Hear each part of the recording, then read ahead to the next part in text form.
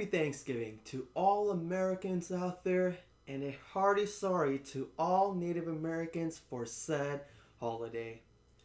Thanksgiving always leaves me with mixed emotions.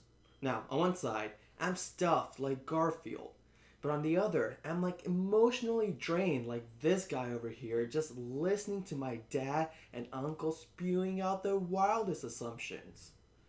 But I mean, recently though, my dad's been reading up a lot about climate change and how it's going to cause all these natural disasters. But when he talks about it, he talks about it in this heavy, thick Indian accent. So he'll be like, global warming is going to cause natural disaster. I was like, Dad, what you do to the English language is a natural disaster. You got linguistics rolling in their grave.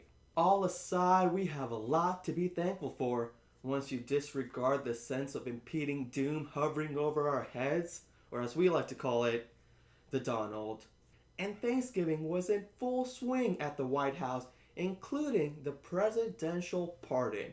Of course, that tradition has a whole new take now. Instead of the president pardoning a turkey, it was acting attorney general and angry baby Whittaker pardoning Trump.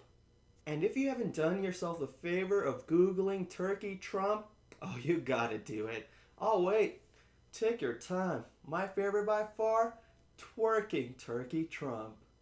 And no week is complete without your international crisis. It's like clockwork. And the hot topic continues to be the assassination of Washington Post journalist and American resident Khashoggi.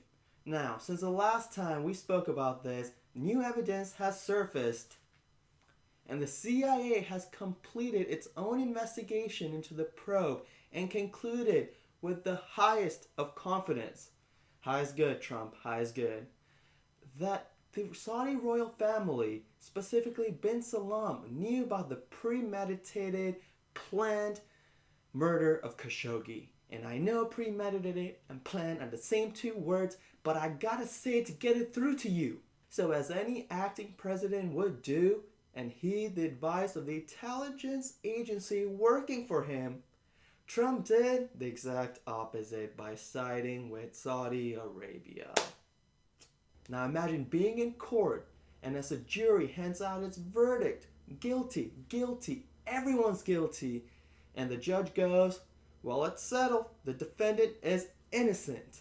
Just because the defendant has filled the coffers of the judge.